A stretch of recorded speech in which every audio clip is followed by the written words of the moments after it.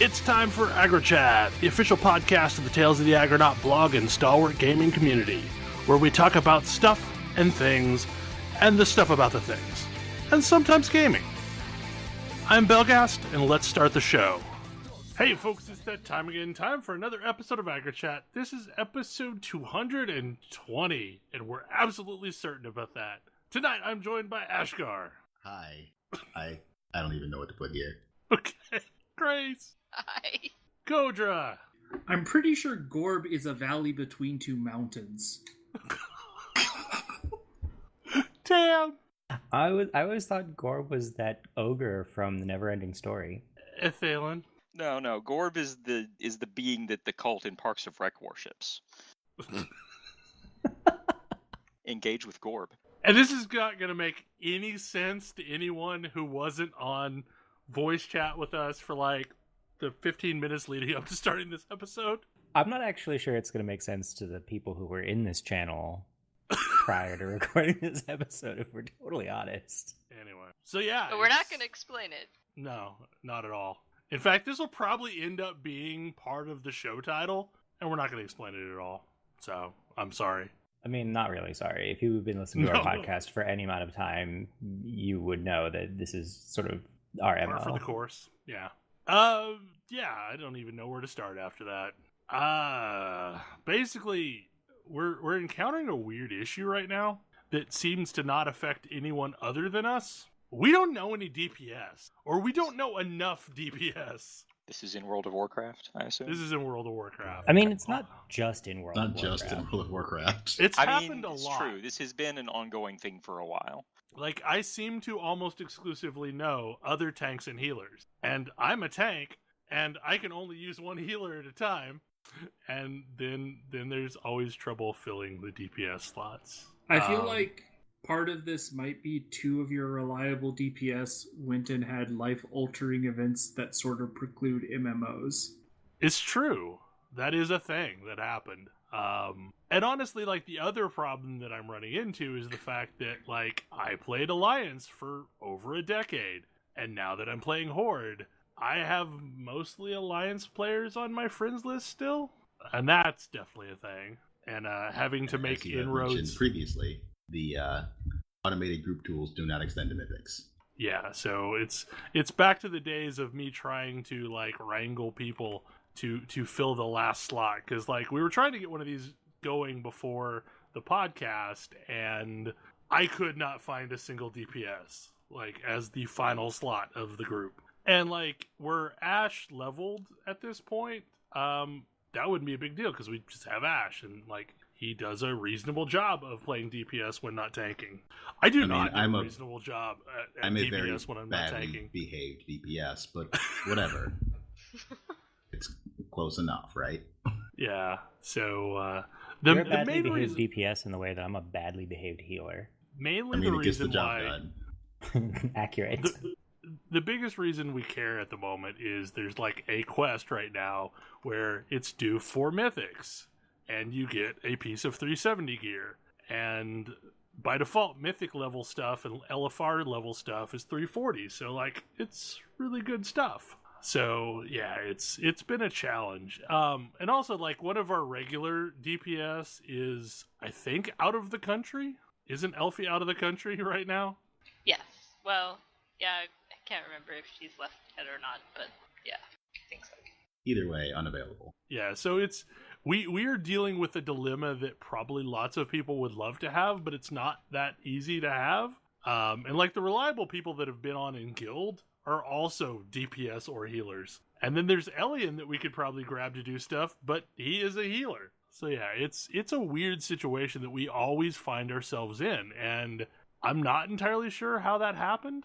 Oh man, I've got some theories. Okay, you tell us your theories. Speaking as a DPS, I guess I'm primary DPS, even though I never started that way. That's weird. So a lot of DPS are kind of jerks. Like, your devoted DPS players, because you're not wrong. We tend to be kind of. I mean, I'm an exception because I'm not hyper competitive, but, like, a lot of times DPS are hyper competitive to the point of being you like from adding them to your friends list. Yeah, Because like I think of, for example, people we used to raid with, and I'm like, which ones are great big jerks versus perfectly reasonable people?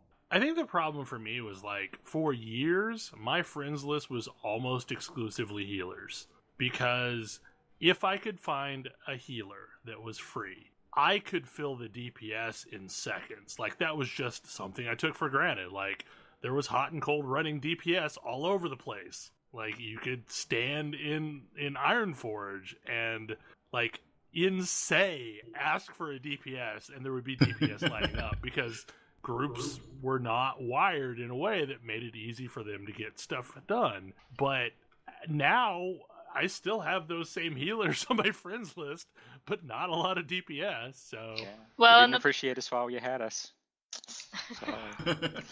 I mean, part of the problem too is that that if we wanted to do the equivalent of standing in Ironforge and asking, we could list the group in the group tool, but it just seems so horrible. Yeah, then it gives us a stranger, and for a lot of us, I think our days of wanting to do anything with strangers are kind of over. In World of Warcraft, at least. That's the weird thing for me, because, like, I was talking about this earlier in the week, but, like, it can be someone that is a stranger to me. Like, I have never met them before, and there's several people that I've bumped into because they're friends with, Grace and more, that I've never run with before. I don't know them from Adam, but, like, just the simple fact that I know someone that knows them makes it all better. Like, I will happily run with any friend of another friend of mine, but, like, I also don't want to pug. But it's put me in this weird situation of having to try and build a new social network that includes some DPS this time. Sorry, Thalen. I miss you. I didn't appreciate you while I had you. You're forgiven. Memories! Yeah, and like, we're also having to work around people's raid nights and things like that. Like, Shiana so far has been a champ in volunteering to do nonsense with us, but he also raids with a different group, and I understand. I mean, it's maybe not that critical that he runs nonsense when he has real things to do, but whatever. I don't mind. But yeah, it's just been weird, the situation we find ourselves in, like, because we found ourselves in this situation a lot in Final Fantasy XIV, but I don't know, like, it feels weirder that we can't make a group of 5 happen, whereas in Final Fantasy XIV, a lot of times we were trying to make a group of 8, so, like, that's a bunch of extra bodies. Well, but it's only enough people in Final Fantasy XIV had, multiple classes geared up that, could swap people around. Yeah. If we had 4 healers, we could, politely ask 2 of them to DPS. I mean, it's also, in WoW, it's really only, 3 versus 4? Like, a 5-man needs 3 DPS? Yes. So that's a different ratio than in Final Fantasy XIV as well. Like, Final Fantasy XIV was much more taxing on tanks and healers. Well, and, like, tonight, we were able to find 4 people. We just weren't able to find 5. Yeah, it's been a weird adjustment. Mythics are fun as hell, though, so, like, that's been a real shining star of this expansion, is, like, the Mythics have been really enjoyable. Even if we fail miserably at them sometimes, but we totally did not even get close to getting one of the timers earlier in the week. We underestimated how difficult we thought it was going to be. We also had never run the place on Mythic 0, so there were some things that we should have known and didn't, and found out the really hard way. Also, we're maybe really bad about reading directions. Because, like, the game gives you a journal that tells you what effects do now, but we don't always read it, and we finally had to read it. And then things worked differently than we thought they did, because you don't need mechanics on Heroic. No. Mechanics? What? Like, we're actually having to use CC. What nonsense is that? Like, I had never used the Demon Hunter CC until we started running Mythics. I remember this stuff from Magister's Terrace.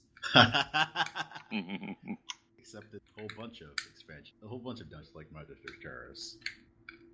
Also, Magister's Terrace was awful, and I hated it as a tank without good multi-target. Oh yeah, I can definitely believe Magister's Terrace had winners and losers. Magister's Terrace was awful. I hated it. Magister's Terrace was eye-opening for me from a game design standpoint, because I was like, this is a super well-designed dungeon for a game that doesn't give all of the right tools to people. Because when you ran Magister's Terrace with like 2 mages or whatever Warlock. Whatever your Warlocks optimal, were powerful as hell in there. whatever Because your of, like, optimal CC combination and tank and healer was, Magister's Terrace was a blast. You just never had that. And like, I was a rogue, so I double never had that. I was the fifth DPS in an optimized party of 4. Oh. But that having been said, Sap was okay. Sap has gotten better since then. Sap was good enough. So there were classes, like, I'll be honest, I was not a very good person when I was picking my Magister Terrace parties. I was the tank, so I got to be like, hey, we should go to Magister's Terrace. And I would be like, mages, warlocks, Warlocks. and one rogue. Take a rogue. I would take one rogue because the council fight, rogues could sap long enough for it to be relevant. I suffered through all sorts of random combinations because, you know, it was my friends and I would suffer for them. We had a regular group when we were doing Magister's Terrace, and it consisted of a mage, a rogue, myself as tank, a paladin healer, yep, and a second rogue? No, a shaman. Shaman did not have CC at this point at all. it was ugly. We made it through many times, We did. but it was painful. Does everyone now have enough CC that, like, if they... Not really. Okay. It's better, but not great. They removed the only CC druids had in Legion and gave it back this expansion. The only hard CC anyway. Do So, hunters still only get CC if they're survival? No, they went back on that a long time. Good. Wow. No, everybody has Frost Trap now, I think. I mean, Demon Is Hunters there- have stupidly good CC. Like, Demon Hunter CC is like some of the best CC I've ever seen. Like, that is just nonsense. It's instant cast and works on like a ton of different types of mobs. Instant ranged demon beast or humanoid 1 minute. Yep, it's crazy. CC also doesn't kick you into combat immediately. That was a change from a while ago. That was made during CADA, I want to say. Druids can keep something entangling roots indefinitely, which can help, but Hibernate only works in Beast of Dragonkin still. Yeah, like the Demon Hunter CC also cool down before it breaks, and you can basically do it in combat with an instant cast, so like you can keep something locked down forever. Well, within diminishing returns. I'm sure the second time it may break about the same time your cooldown is coming up, but yeah, whatever. Like if you need 3 CCs to kill a pack, you're probably not going to kill that pack. Like 3 re-CCs. Oh yeah, something's going very wrong. Yeah. That's- It's just I am dreading when the nerf for Demon Hunter comes down. Because as it stands right now, that class is just way more amazing than the other classes. I mean, they went an entire expansion without it happening, and we're into expansion too. Yeah, I remember how awesome Death Knights only got Knights the felt. one. Well, but then the entire Warlords expansion, Death Knights felt horrible. So, Oh, I mean, it eventually caught up. So yeah, I'm concerned. but Death Knights are that back now, so Death we're just Knights on are this back cycle. The cycle of, is your class going to be good this expansion? Warriors are not. Fury Warriors P.S. and Arms I hate Warriors this cycle. are. Yeah. I don't know, like I feel like you should take the thing that feels really good and then bring everything up to that level. That has its own issues, which maybe we'll talk about later. Yeah. Okay, so tonight is going to be like a bunch of topics that have rolled over forever. Another one of these topics is new player experiences. Hey, look, it's a chance for me to talk about Warframe. Oh, I mean, Actually, it's not my better than topic. it was, but whose topic was this? I think this was mine because I've been bouncing around a bunch of games recently, and And it's really interesting. There's a bunch of things that I think are really interesting, but the one that kicked it off for me was I rolled a new character in WoW because I unlocked the Nightborn, hopped in, and was like, oh wow, this is a garbage starting experience. Nightborn started level 20. Nightborn started level 20, and your getting started is have a 2-second conversation with some people in Suramar, and then you walk through a portal. You're greeted by a Forsaken guy who blatantly doesn't want to talk to you, and like gets like halfway through his welcome, adventurer, whatever, you don't care. Go check the board or whatever. Like, I'm not exaggerating, that's basically his quest text. I mean, that's pretty much To be completely the fair, truth, because I would expect that because you have to have had a character at Exalted with the Nightborn to get that far. Right, exactly. Like, I don't care about the new player experience Like, that's not on a that new character. player. Well, that was my thought, right? Like, at first I was like, wow, this is super garbage. So I rolled a completely new character. And it's better, kinda. I'm not going to say it's great, but it'll be better than that. But it's, yeah. WoW does not do the thing that a bunch of other games do, where, guess what, you're gonna sit through a lengthy tutorial scene on every new character, for which I appreciate. Because like Neverwinter, that's the thing that happens. Yeah, like I hopped into Neverwinter, and Neverwinter is like an hour-long unskippable tutorial, which admittedly teaches you how to play your class, but doesn't give you any idea what's going on. But yeah, it got me looking into a bunch of different games I was playing. It was like, wow, it is really hard trying to hit that point in between. This is a starting experience that teaches players who don't know what they're doing how to play this game, and this is patronizing to experienced players, is a razor thin line. So I'm gonna make myself sad here, but as they were going through and updating their new player experience, WildStar, rest in peace, did a cool thing where you got to choose, like, what kind of player are you? Are you a veteran? Are you an MMO veteran who's never played WildStar? Or are you new and want to know everything? And then tailored your tutorial / starting experience accordingly. Yeah, and I think that's really cool. In a similar vein, like Final Fantasy XIV assumes that maybe you don't know how to use a computer, and I think that's really good for, like, I know a lot of people who play FF14 as their gateway into other MMOs because it was the one that they could play. But yeah, that game is like for like an experienced MMO player, that game is like it's frustrating at times. Like, this is how you put on gear. Right. It just is. It's maddening at the beginning of that game because you enter this sea of quests and all of them are just nonsense. Like, I'm gonna walk around town now. I'm gonna show you how to use an auction house system. I'm gonna show you how to open your inventory. I'm gonna show you how to, buy a drink from a vendor. It's like the beginner house in actual FF games. Yeah, I mean, they teach you stuff that you don't need to know after you've played the last one. Yep, but you go in anyway because there's loot. I get, like, it's a thing, and especially since they were one of the first console available MMOs, and that's a different group of players. Like, it's a totally different audience, but it becomes frustrating for people who have played an MMO. So I don't know. Like, I love the fact that WoW has started putting in these things where you can just, like, straight up skip things that you've already seen. Yes. Like, I have already seen this story. Skip. Let me get to the part that I care about. And yeah, that tailored experience is definitely super nice.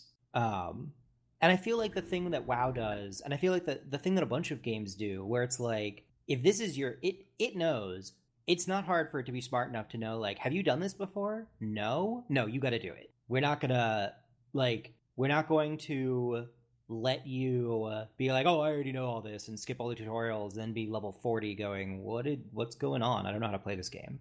Which absolutely happens. Yeah. I mean, they do kind of let you do that, but even if you choose a level character, you are forced to do their class tutorial. As far as I know, there's no way to skip it. The same thing you see. You're on the airship tutorial. Yeah. So it is skippable, but you have to know a decent amount about the game to skip it. Oh. Which I think is ideal. Is there an NPC that lets you skip it basically behind you? No, you have to hearth. Ah, that makes sense. And if you do that, it's fine.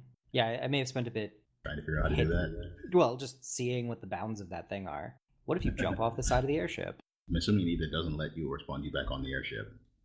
Oh, it doesn't let you. Yeah, Final Fantasy is really good about not letting you jump off of things that you're not supposed to jump off of. Until it's suddenly not. Hi, Bismarck.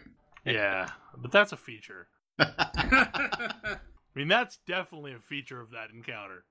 But part of where I wound up going with it, just like when I was thinking about it, was there's a lot of games, especially now, there are a lot of games that are doing different things than people are used to. And even if they look kind of the same. And communicating that is really hard.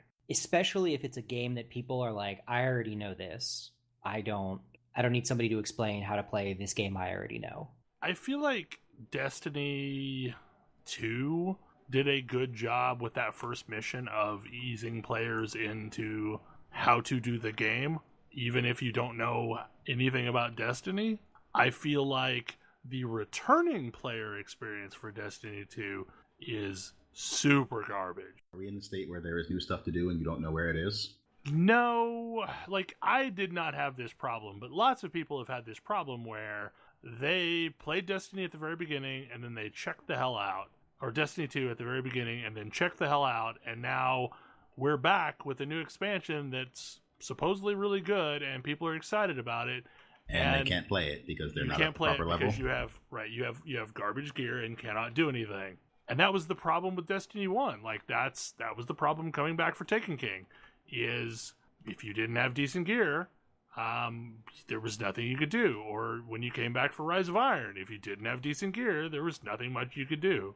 So like that's a other aspect of this, is not just the new player experience, but like, how does a game treat people who are coming back to poke their head in because they've heard good things about the game? Yeah, I absolutely had that problem with Destiny 2, where like I tried this past week to hop into the new expansion, but my gear was not good enough to do the content, because the very first thing is like, oh, you want to have 310 gear. I'm like, okay, I've got 314, that should be fine. I have a 5-minute mission that drops nothing. Now it says you need 320. And I'm like, all right, that's a bit rough, but sure, that's the next quest in the thing, I guess. And then that quest, which is rough, the next thing is like 330. And at that point, things are like, regular mobs are like 2 or 3 shotting me. Yeah. And it's like, what do you want me to do to get the gear? Do you want me to go grind the stuff? Do you really want me to go grind the stuff that I'd already done?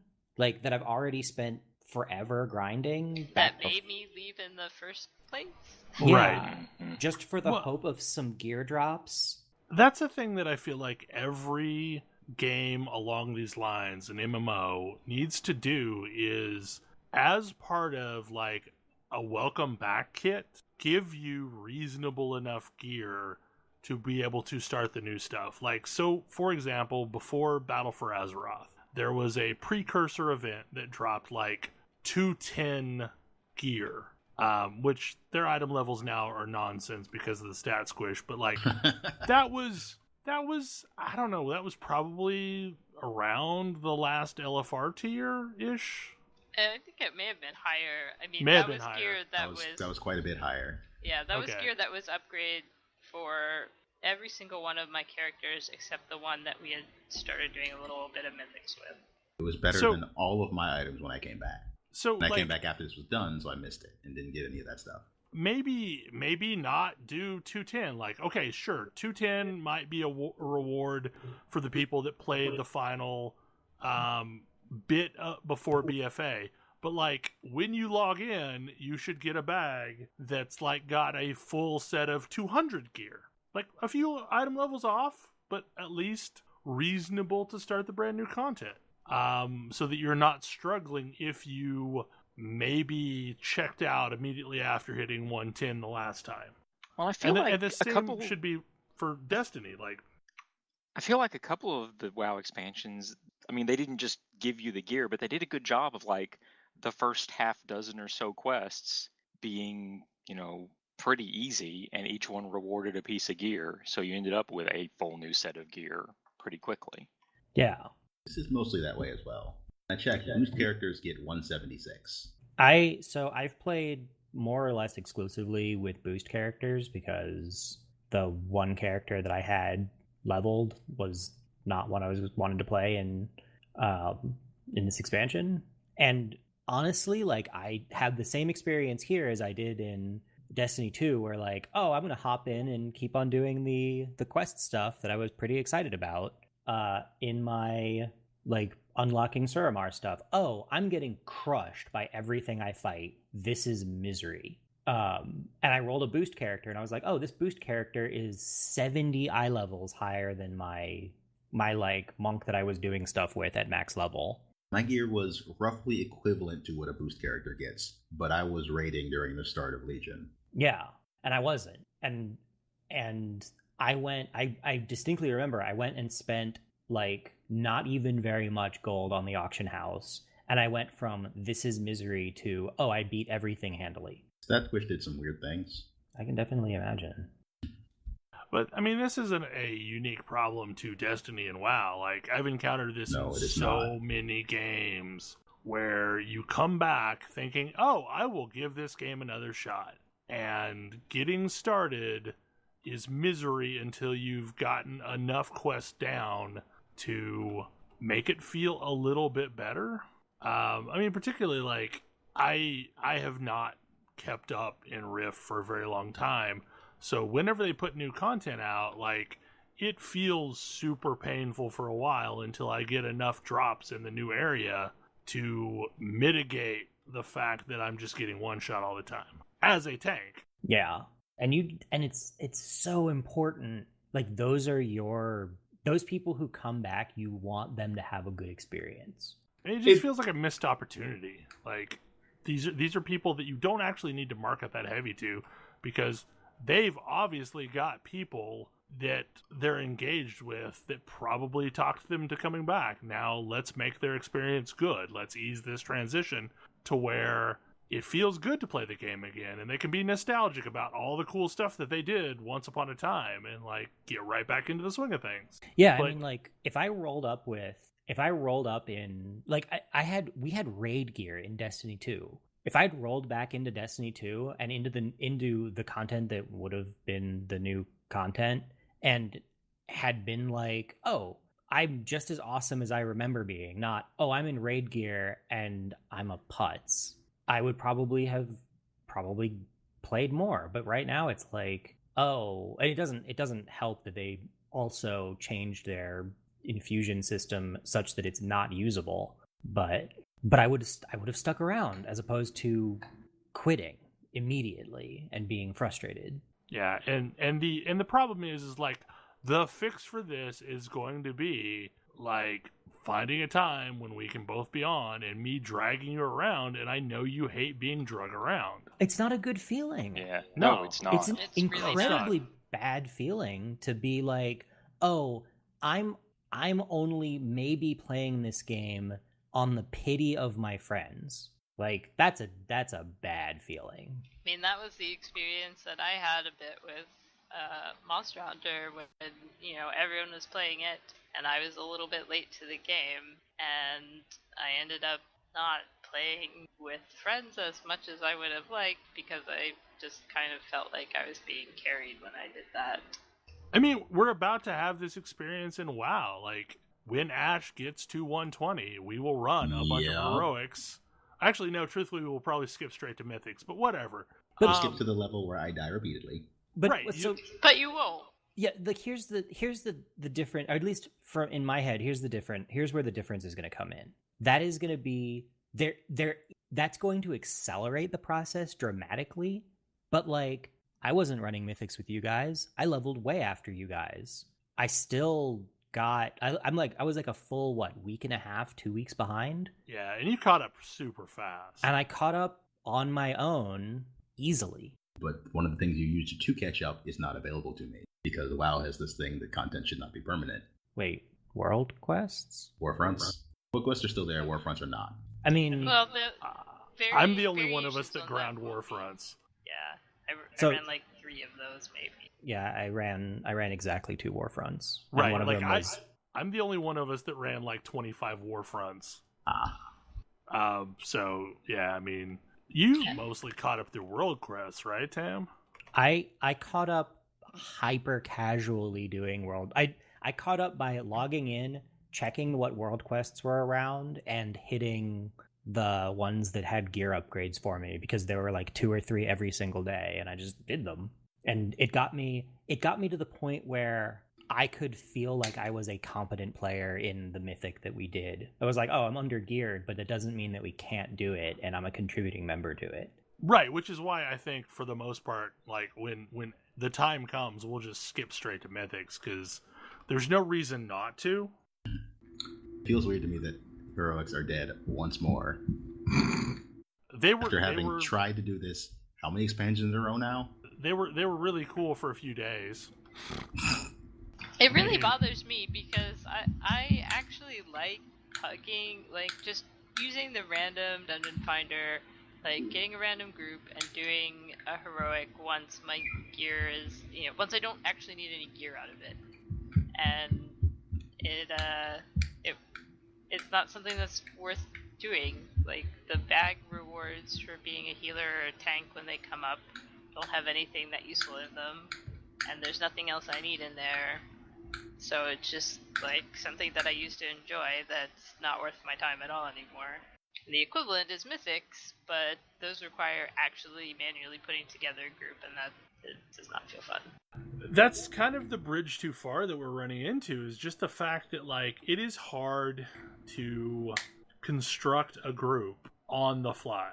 Like it was a thing that used to be easy to do because we had social networks and channel groups devoted to making those happen, because it was something that everyone had to do, from normals to heroics to whatever. And now it is a foreign concept that people don't really like. They're not really paying attention to the grouping opportunities in the way that maybe we used to.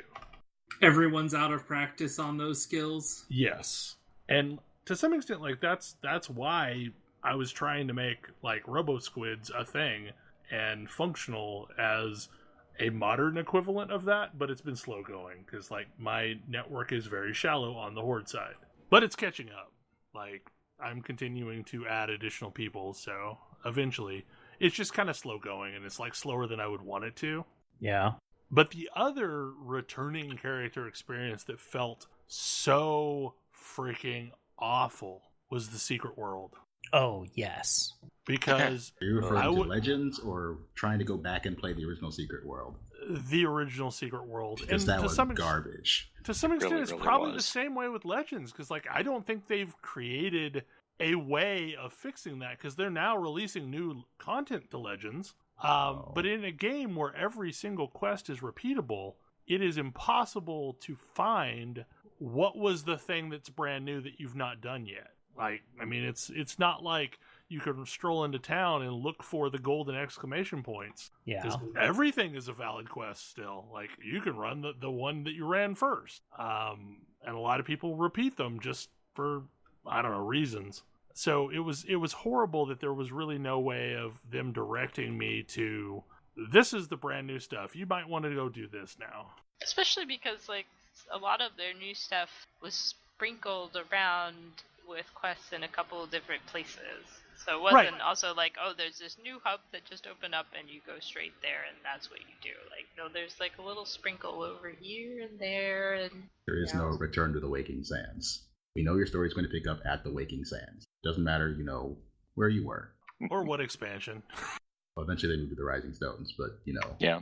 that's where it is now. But then they still sent you back to the Waking Sands sometimes. This is yeah, true. and actually, the couple of times they sent you back to the Waking Sands, it was a little confusing because I thought we left that's not this where I go place. anymore.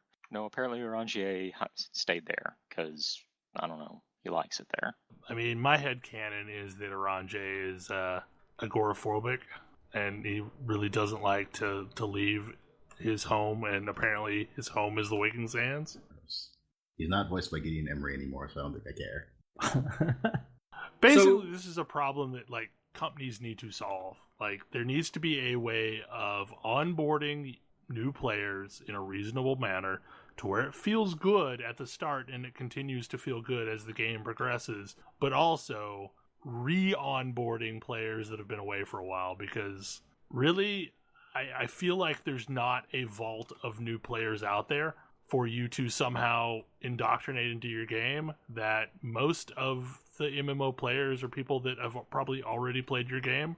I mean, especially in a case like WoW, the number of has never played WoW before players is going to be pretty small. Mm-hmm. Well, like, I got a free copy of WoW with the Warcraft movie. I've still not ever given that away because I don't know anybody who needs it. Like, I tried to give it to Lyle, and he didn't want it. Or at least he didn't think it was a good idea to give it to him. Yeah, I was like, I know people who haven't played it, but the odds that they're going to play it at this juncture are close to zero. Yeah, anybody who hasn't played WoW by this point probably just isn't going to. And I already have like 4 accounts, and I don't need another one. So I'm not going to do that with it. You know what game always seems to have a terrible returning player experience for me? It's Warframe. And I think it's because of the same thing you said with the Secret World. I load it up, and I have no idea where to go. Well, and with Warframe, it's to a degree it's even worse because things keep getting updated and changed because it's in like permanent beta.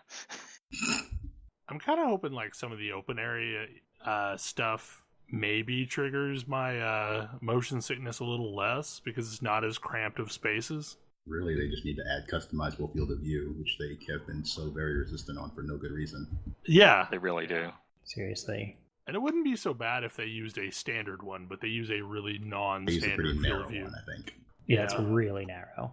It's 75 and 90 tends to be about the normal. Yeah. So you have the problem with Warframe of not knowing, where to go to what to do, but Warframe does manage to avoid, I think, the whole I'm not powerful enough to do anything problem. This is true. Because that's Warframe progression is so horizontal.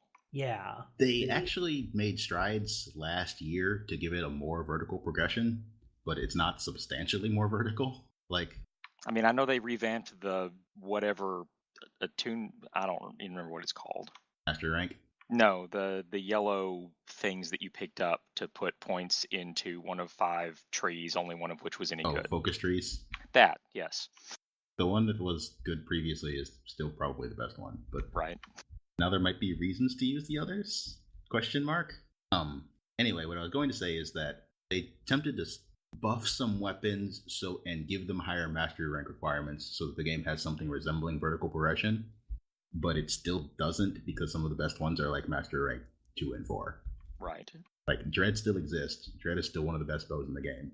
You are eventually going to get it because eventually you're going to kill the Stalker, and 90% of the time he drops that thing. Yep. And it's going to feel great because it's a good weapon. Yeah, it's really nice.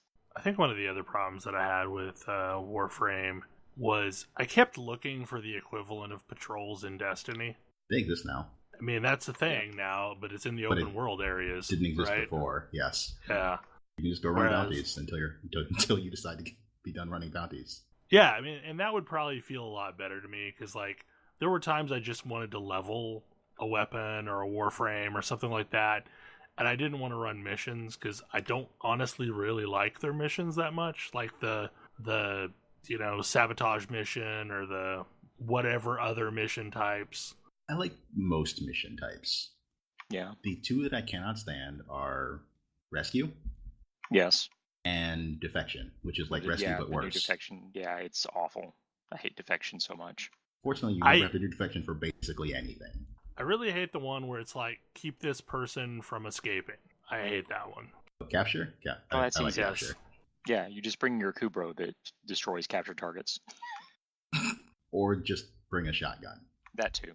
One of the things that I've been thinking about while we've been chatting, because it was like a good point that Ash and Grace brought up about it feeling bad when your friends are carrying you through stuff. And I was trying to decide why I didn't feel like, even though I kind of was being carried through that through the mythics that we did early on, I was trying to figure out like why they didn't feel bad. And it's because they were still useful. Like, I was contributing to something useful to my friends as a result of, like, sure, they were carrying me, but I was still contributing to them getting something useful. It was not the same as like when you get carried in Diablo and somebody is running around killing everything and you are just mopping up XP. Right. Although even there, you are helping your friend because you're increasing the loot drop chance. Like, believe me, I run people through stuff all the time, and I love doing it because it doesn't bother me any, and it increases the chance of drops. Yeah, but it does feel a little bad to like explicitly not be able to help, because if you actually try to get anywhere close to where the monsters are being murdered, you will die. You just explode. Yeah. Yeah, I mean that's definitely a case where it doesn't feel very good to be on the receiving end of that boost. Whereas like running Tam through mythics wasn't like, oh, we're just running through this mythic and Tam is following along behind us. Like, you know, you had to actually contribute something. You could certainly, even if you weren't doing any DPS, which was obviously not the case, but even if it was, you could still be helping CC and, you know, other stuff. So yeah, you actually had something useful to be doing. Yeah, whereas like if I went out with Belle and ran through a bunch of Destiny stuff to get gear drops, I would not be a contributing member of that in any way. Like, I might plink at some things, but Destiny's not designed to require like bodies. Like, right. the content is, oh well, yeah, you can do it with friends, or you can just, you know, do it by yourself. And so you have in the back of your mind, Bell could just do this by himself. He doesn't need me here. And I should be able to do this by myself, but I can't. Yeah. I haven't touched that many quests in Destiny 2 Forsaken, honestly, because like I've been over here doing stuff in World of Warcraft because it's been really enjoyable to do group stuff together. Yeah, I mean, I'm sure that my opinion of World of Warcraft has been well documented in this podcast, but like, I've been having a lot of fun with it. And a lot of it is because it did not make it difficult for me to play with my friends. Like, I played hyper casually, doing things that I found interesting, and I'm about as geared as Bell, through admittedly Bell tier luck, but still, like, I'm geared enough to walk into the raid if I wanted to, and I haven't really been doing all that much aggressively. I mean, hell, I leveled an alt rather than, you know, building up my main or whatever. But because it's been such an easy curve and the welcome back process has been so nice, I'm inclined to play more. Gotta treat your players well. Yep. And you gotta learn how to bribe your players. It's one thing that Final Fantasy gets so right and makes it so easy to go back and do old stuff, because players want to do old stuff. And frankly, in some cases, if the stuff is old enough, they want to do it more than they want to do some of the more recent stuff because it's easier and they'll get crazy good rewards. And now you just nailed the problem that World of Warcraft has, or right now, is they are not good at selling their things that they would love you to run to you. Like, there's no point for some of it. Yeah, I mean, that's what I was just trying to say before about running heroics, right? Like, once upon a time, I would chain run heroics constantly because I was getting, you know, Valor, or I was getting those, like, bonus bags that had a chance of having a cool mount or something in them. And there's no equivalent to that now.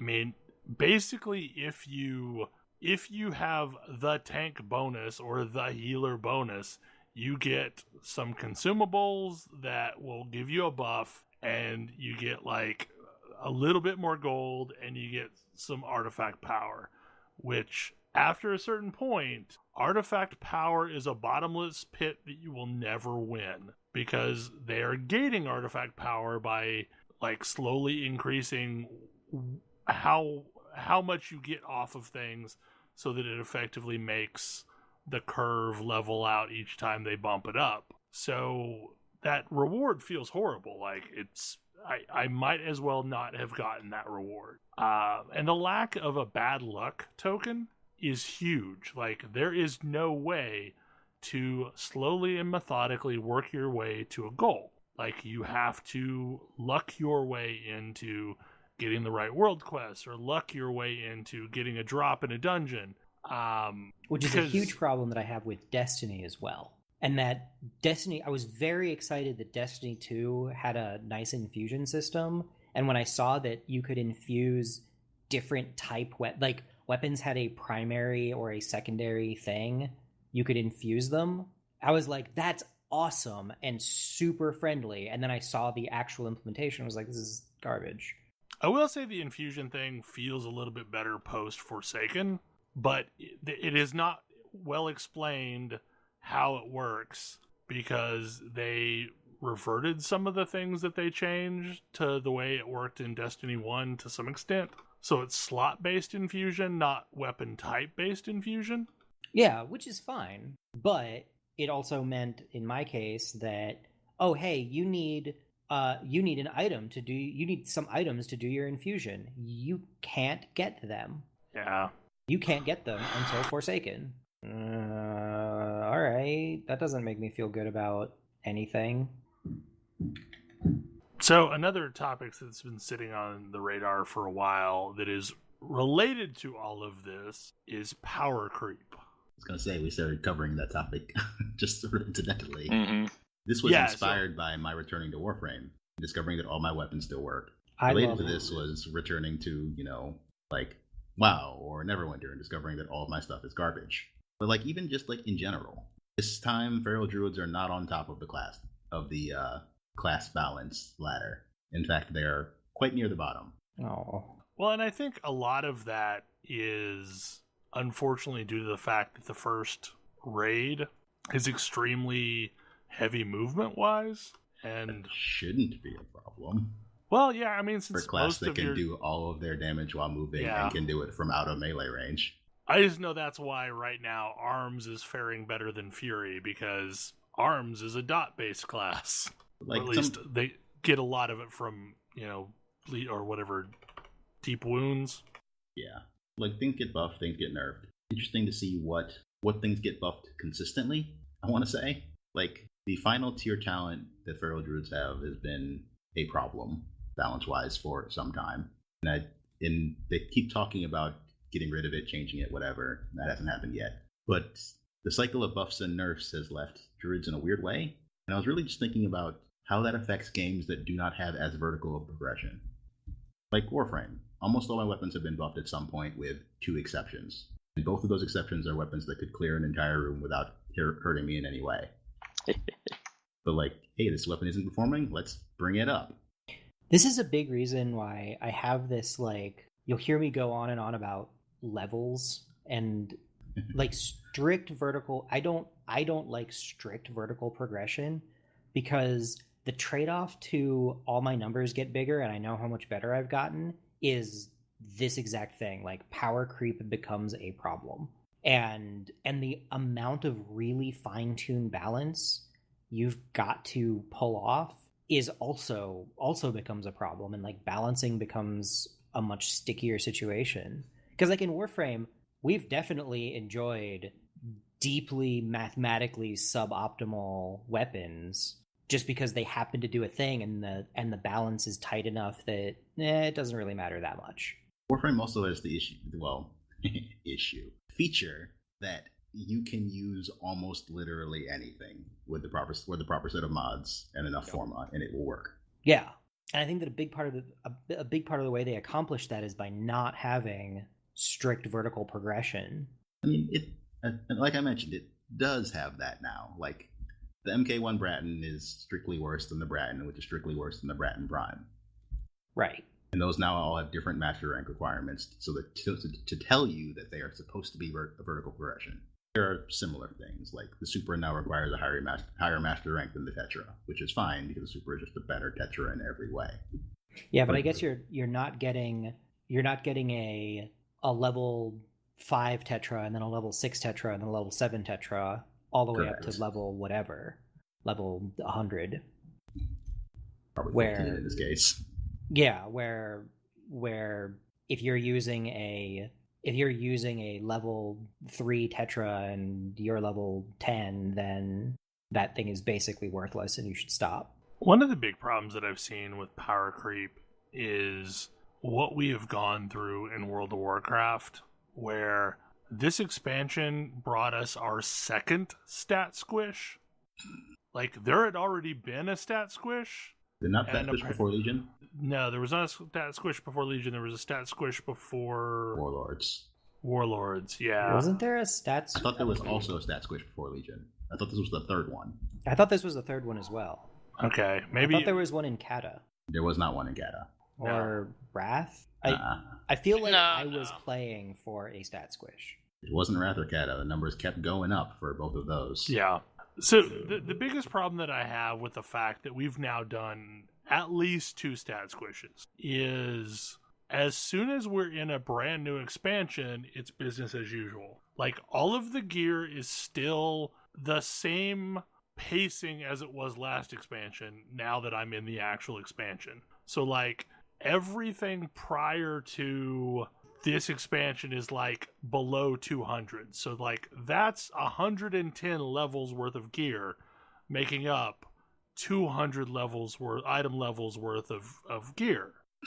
Whereas now, since entering the expansion, I have gone from 200 to 348. So... And the max levels, like max item level stuff that's dropping now is what, like 385 maybe? Right. So basically, during the course of 10 levels, I have gained the equivalent item level of all other content in World of Warcraft. Yeah. Like, what was the point of squishing the stats if you're going to go back to business as normal as soon as you squished them? Like, yeah, I mean, that's why they needed to do another one. If they wanted to make the squish work, they should have made every single point feel better. Like, you get another item level, awesome. Then you've moved a little closer towards, the really good gear. But like, the math behind item level is not something they are capable of changing right now. I don't know. Yeah, I mean, it's possible, although I don't. The as much as raid gear changed your output in vanilla, it wasn't that level of dramatic. We still wore tier 2 Blackwing Lair gear on the regular when we were doing Naxxramas. Yep. And that seemed perfectly reasonable at that time. The problem with WoW item level right now is it reminds me of Palladium Games and Mega Damage. like everything prior to 200 is just standard damage. Mm-hmm. But now we're in Mega Damage territory, and it feels bad, and like it feels super inconsistent that now my gear matters more than it did before. And yes, I realized that it was nonsense that people were having to update mods to support, like, people doing 2 million damage, 3 million damage, 4 million damage. But I don't know, like, I just don't know if Stat Squish helped at all. Because they did it in a seamless enough way that, like, it wasn't really noticeable. I can only deal 5-digit hits now and not, 7. Yeah, but like you're dealing a 5-digit number. But each of those digits matters more. To a also, point. It's still ridiculous they're dealing a 5-digit number. Yeah, I mean, I definitely do remember like the excitement of breaking a 4-digit number. Because like I deal a ton of damage. I dealt more than 1,000 damage. That feels super great. I remember I thinking had this the in jump. FF14. I remember thinking the jump between the item levels of Burning Crusade from the item levels of Vanilla just felt nonsense. Like, oh my god, this gear is so much better. Yeah, it was absurd. Yeah. In fairness, the other thing that Burning Crusade did, like, Vanilla had intentionally suboptimal itemization, and it was Vendor Strike.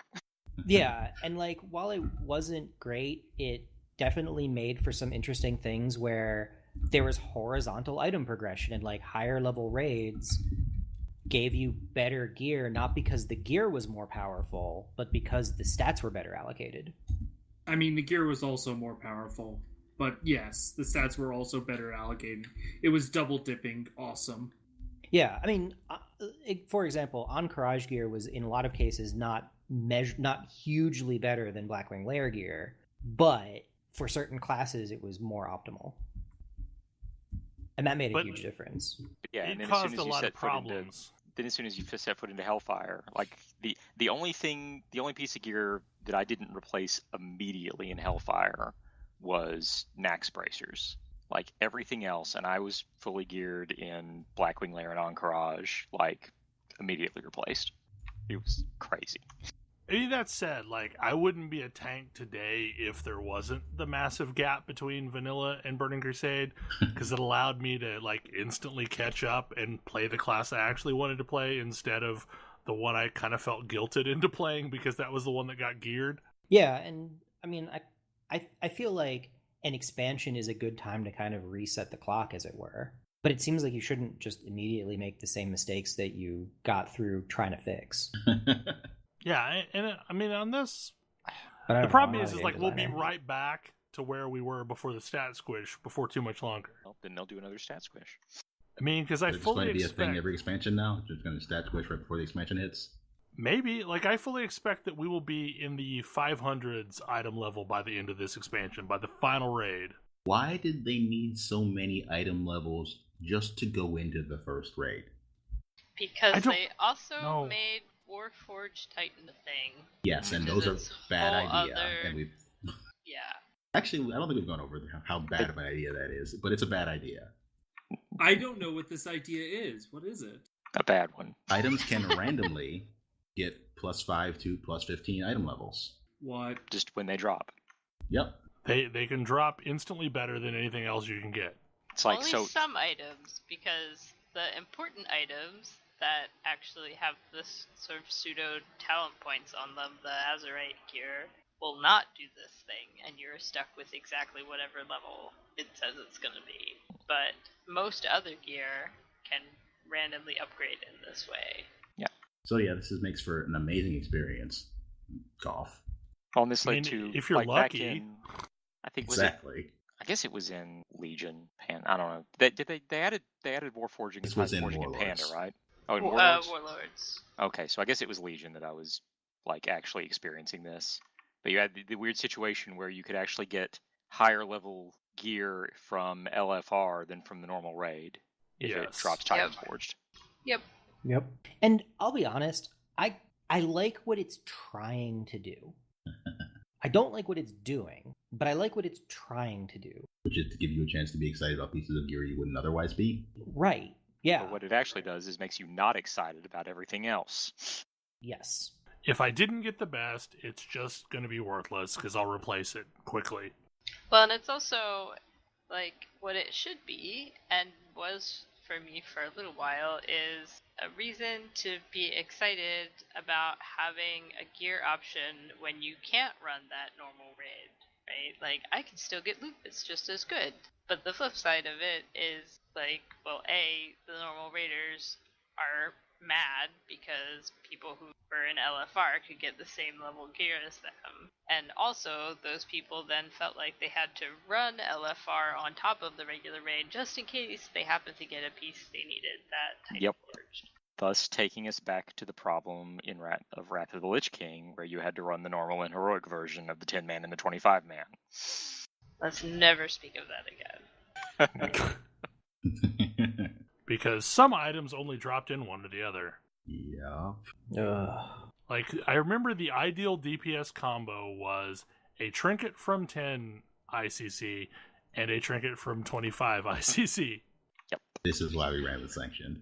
I remember running with a largely insufferable 25-man raid exclusively because there were like 3 drops our group could use. And on things that didn't require the full 25 people, we could kill any of those bosses. Yep. Ian, perfectly fine. Thaddeus, never gonna happen. The best druid staff available to me at that time, because that was when feral attack power staff still existed and armor on staffs also still existed, was one that dropped from 25-man heating. Did you ever eventually get that? Yeah, I got it on the kill that we killed it with 8 people. Right. There was some argument that I shouldn't get it, but I got it anyway.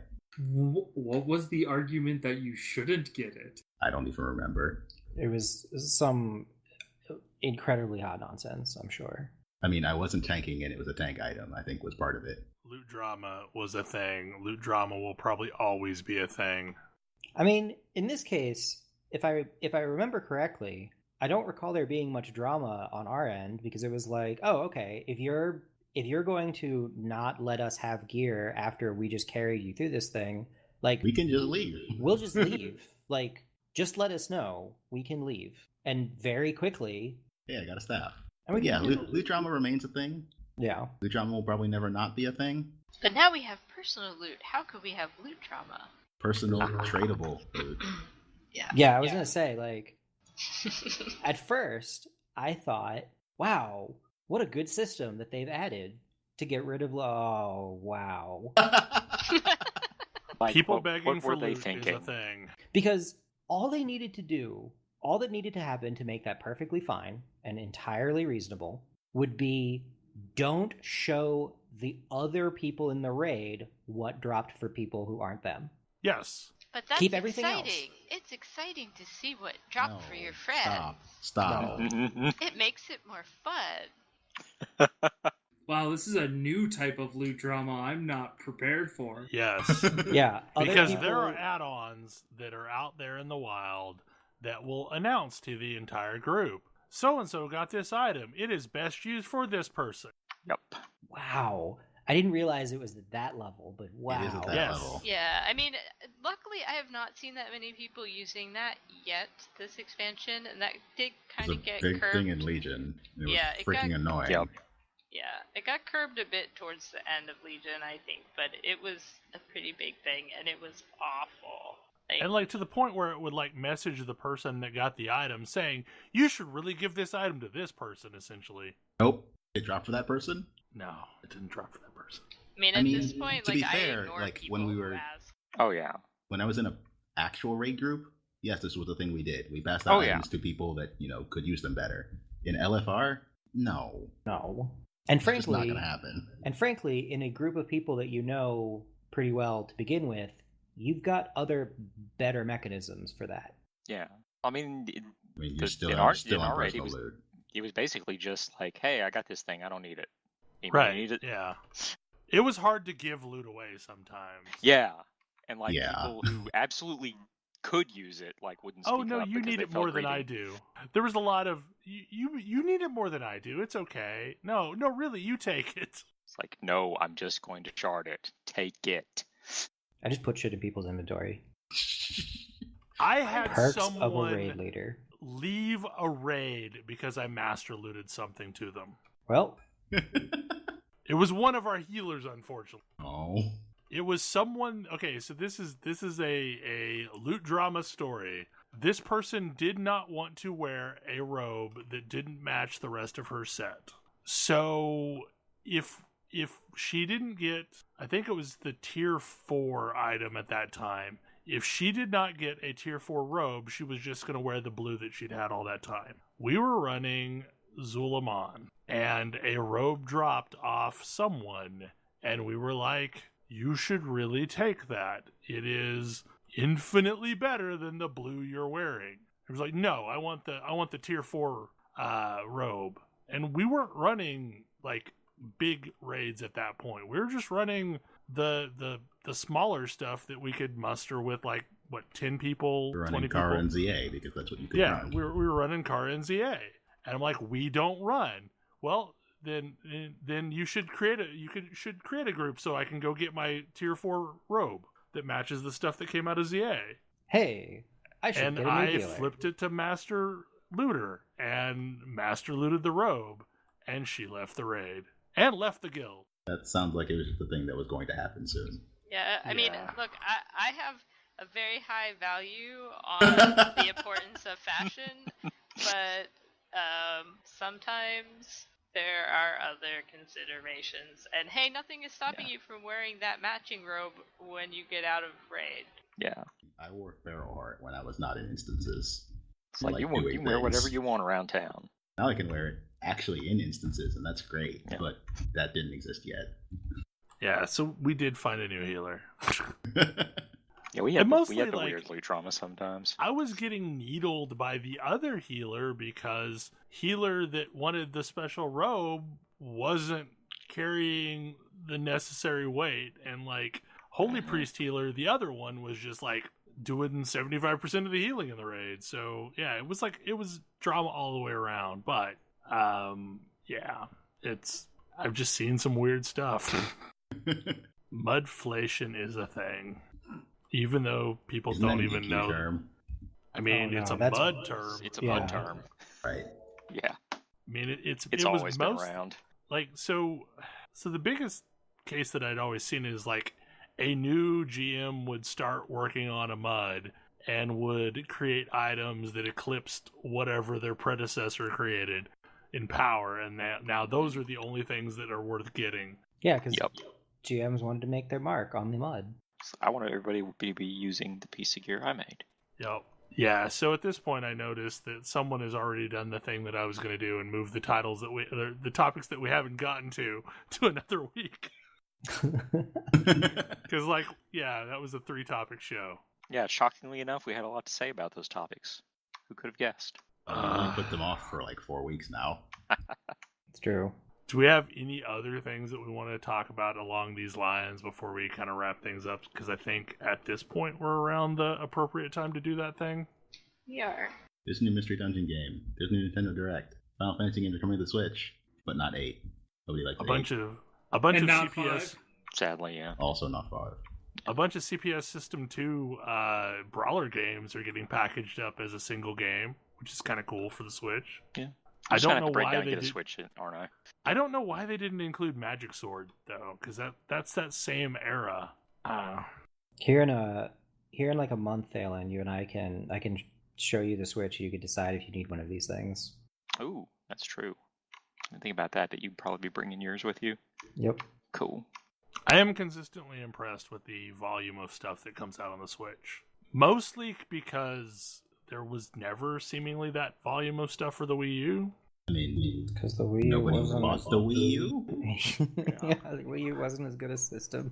I mean, Switch. I'm super happy that all these Wii U titles are coming on the Switch because, like, I may have it on the Wii U, but I don't like playing the Wii U. I'm amused at titles like New Super Mario Bros. U Deluxe. That's where we are now. The flagship Mario game on the Wii U is coming to Switch.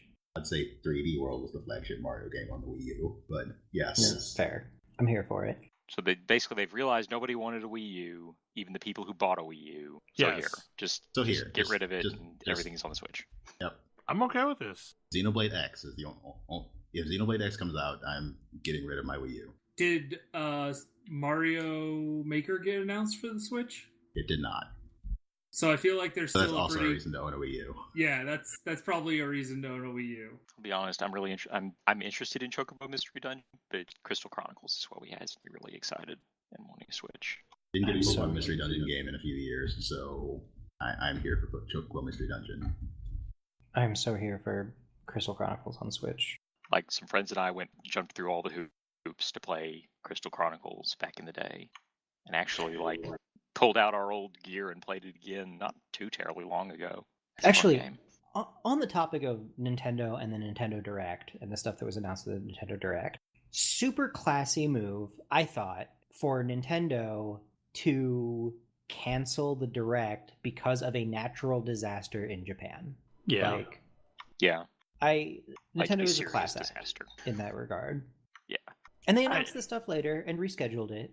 But no, there were more important things than video games.